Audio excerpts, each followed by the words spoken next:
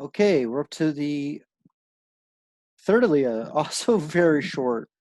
Now, normally aliyot have a certain minimum number of verses requirement in order to be considered to be an aliyah, but these are very short. So, is it because they don't want because the time that you're in Beit Knesset on Rosh Hashana is quite extensive, so maybe they don't want to spend so much time in the actual Torah reading. I'm not exactly sure. It's very odd that they're so short, but this is the way it was set up. I don't really know the whole history of how the aliyahs, how the breakdown was, eventually.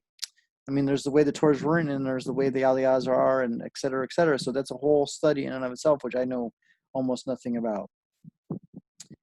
And Sarah saw that the son of Hagar the Egyptian, whom she had born to Avram, making merry.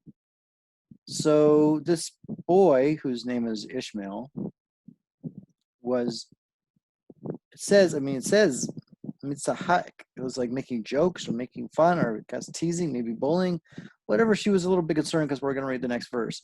And Sarah said to Avram, "Drive out this handmaid and her son, for the son of this handmaid shall not inherit with my son, with Isaac." But the matter greatly displeased Avram concerning his son, meaning Ishmael. I mean, and also he was also worried about Yitzhak too. But but he's worried. She's telling him, get rid of this woman, your first, this Hagar, and get rid of Hagar's child, which is Avram's first.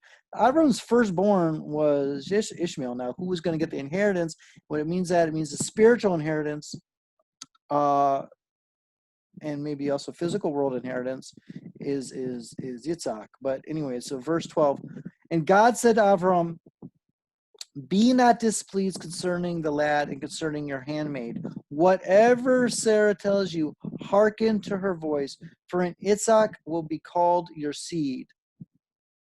I mean, this is one of the most fundamental verses in the Torah, if you could say such a thing. I mean, if I could dare say such a thing. Listen to your wife, because she knows more.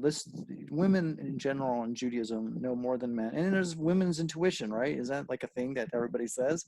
So this woman, his wife, knows better than him. And God's confirming it and telling him directly, listen to your wife. So, like, hello, if you're not going to listen to your wife when God actually tells you to, you're not doing a very good job. But he specifically, he got told to listen to